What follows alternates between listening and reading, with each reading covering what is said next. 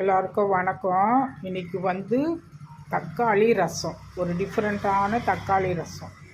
இது ஜுரம் அல்லது ஃபீவர் இருக்கிறவங்களுக்கு வாய் ஒரு கசக்கம் இல்லையா, அவங்களுக்கு இது அது கொஞ்சம் சோறு பிசைஞ்சு இதை நல்லா குழன்னு சோறு பிசைஞ்சு இதை சாப்பிட்டாங்கன்னா அவ்வளோ சூப்பராக இருக்கும். வாய்க்கு அந்த ஒரு ஜுரம் அடித்தது அந்த கசப்பு தன்மையே தெரியாது. தக்காளி ரசம் குழந்தைங்க முதல்ல சாப்பிட்லாம். அதை தக்காளி ரசத்துக்கு நான் தேவையானது சொல்கிறேன்.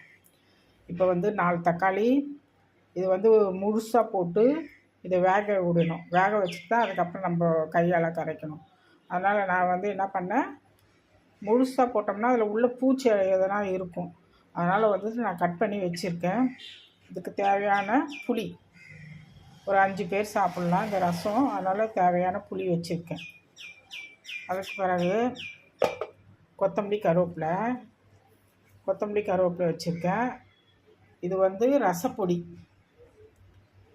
ரசப்பொடி. இது ரசத்துக்கு நான் இந்த ரசப்பொடி எப்படின்னு சொல்லுறேன். இது மஞ்சத்தூள். இது நாட்டு சர்க்கரை. வெள்ளம் வேணாலும் வெள்ளம் போட்டுக்கலாம், நாட்டு சர்க்கரை வேணாலும் நாட்டு சர்க்கரை இதை யூஸ் பண்ணிக்கோங்க. அது ரசத்துக்கு தேவையான உப்பு வச்சுருக்கேன். அவ்வளோதான். இப்போ தண்ணி கொதிக்குது, நல்லா பாயில் ஆகுது.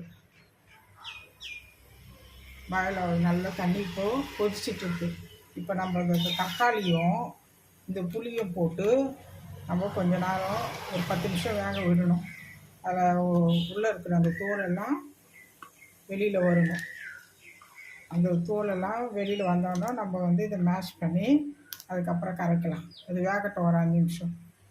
இப்போது நான் தக்காளி ரசம் வைக்க போகிறேன். அந்த தக்காளி ரசத்துக்கு இந்த தக்காளியும் புளியும் வேக வச்சுருக்கீங்க இல்லையா, அதை எல்லாத்தையும் வடிகட்டி இதை வச்சுருக்கேன். தக்காளியும் புளியும் வடிகட்டி வச்சுருக்கேன். இப்போ கொத்தமல்லி கருவேப்பிலை, பூண்டு, 2 பச்சை மிளகாய், ஒரு காஞ்ச மிளகாய் ரசத்துக்கு இது தாளிப்பு கொடுக்கறதுக்கு. இப்போ இது மஞ்சப்பொடி. இது ரசப்பொடி. இது கொஞ்சம் நாட்டு சர்க்கரை, இல்லைன்னா நீங்கள் வெல்லமாக யூஸ் பண்ணிக்கலாம். இது தேவையானது உப்பு. இப்போ அந்த ரசப்பொடிக்கு என்னென்ன போடணுன்னா, தனியா 1 ஸ்பூனு, கடலைப்பருப்பு 1 ஸ்பூனு, சீரகம் 1 ஸ்பூனு, மிளகு 1 ஸ்பூனு, மிளகாய் ஒரு 2, வெந்தயம் சும்மா கொஞ்சம்.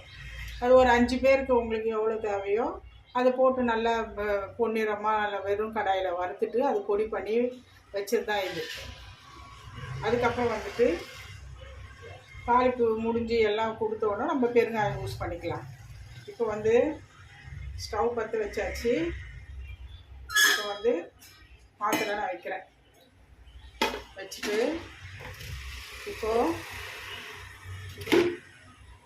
இப்போ கடலை எண்ணெய் ஊற்றுறேன். சும்மா கொஞ்சம் தான் ஊற்றுறேன். இந்த ரசம் ஒரு 5 பேர் சாப்பிட்றதுக்கு தேவையானது.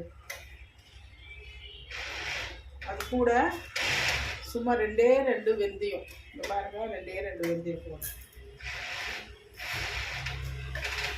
அது கூட கடுகு கொஞ்சம் போடுறேன். இது நல்லா பொரியணும்.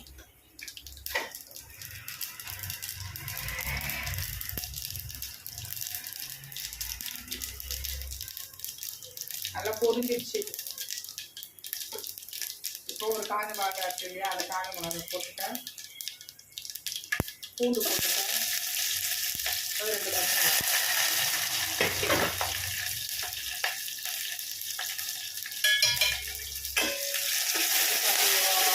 பூண்டாது கொஞ்சம் லேசாக வதக்கணும். அப்போது வதக்கணும்னு இல்லை, கொஞ்சம் லேசாக வதக்கணும்.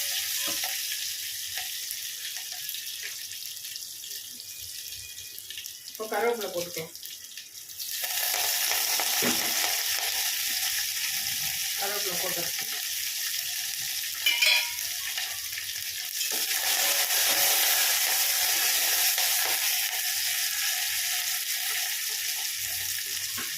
இப்போ இந்த தேவையான உப்பு இந்த புளியோடையும் இந்த தக்காளி கரைச்சலாம் இருக்குல்ல, அதை கரைச்சி வச்சுக்கலாம். அதில் போட்டுக்கணும். இது ரசம் மசாலாவும் போட்டுக்கிறேன், மஞ்சள் பொடியை போட்டுக்கிறேன்.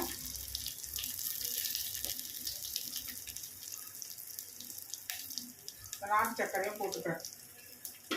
பார்த்துட்டு இதை ஒரு கலர் கலக்கி இந்த ரசத்துக்கு ஊற்றி வேண்டியது. உங்களுக்கு தேவையான ஒரு 4-5 பேருக்கு வேணும்னா உங்களுக்கு தேவையானது அந்த புளிப்புக்கு ஏற்ற மாதிரி பார்த்து அது தண்ணி எவ்வளவோ அதை வச்சுக்கோங்க. நாங்கள் ஒரு 4 பேர் யூஸ் பண்ணுறதுக்காக வச்சுருக்கேன் இந்த ரசம். இப்போ வந்து பெருங்காயம் போட்டுக்க வேண்டியதுதான். அது எவ்வளோ தேவையோ பெருங்காயம் போட்டுக்கலாம். இது நல்லா ஒரு கொதி வரணும், ரொம்ப கொதிக்கக்கூடாது. அது லேசாக அது பொங்கி வரணும். அது பொங்கி வந்தோடனே லேசாக நம்ம ஆஃப் பண்ணிடணும்.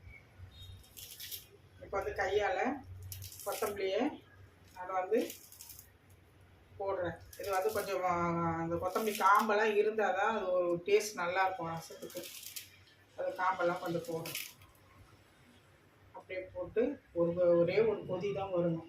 ஒரு கொதி வந்தோம்னா நம்ம தக்காளி ரசம் ஆஃப் பண்ணிடலாம். இது வந்து ரொம்ப டேஸ்ட்டாக சூப்பராக இருக்கும். உருளைக்கிழங்கு மசாலா, உருளைக்கிழங்கு வறுவல், கருளைக்கிழங்கு வறுவல், மட்டனை, மீன், இந்த மாதிரியெல்லாம் அதுக்கெல்லாம் வச்சு நல்லா யூஸ் பண்ணி சாப்பிட்லாம். இந்த தக்காளி ரசம் வந்து சூப்பராக இருக்கும். அது ஜுரமாக இருக்கிறவங்க வந்து வாய் ஒரு கசப்பாக இருக்கும் இல்லையா, அவங்களாம் இது வந்து இந்த மாதிரி இந்த ரசம் வச்சு சாப்பிட்டோம்னா அவ்வளோ நல்லா சூப்பராக நல்லாயிருக்கும். இது ஒரே ஒரு அப்படியே பொங்கி தான் வரணும், ரொம்ப கொதிக்க விடக்கூடாது.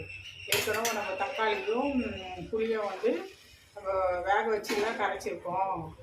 அது வந்து சும்மா பொங்குனாலே போதும். ஏற்கனவே அது வெந்திருக்கு தக்காளிலாம். இது அவ்வளோதாங்க தக்காளி ரசம். அது ஒன்றும் இல்லை. ரசப்பொடிக்கு உங்களுக்கு சொல்லியாச்சு.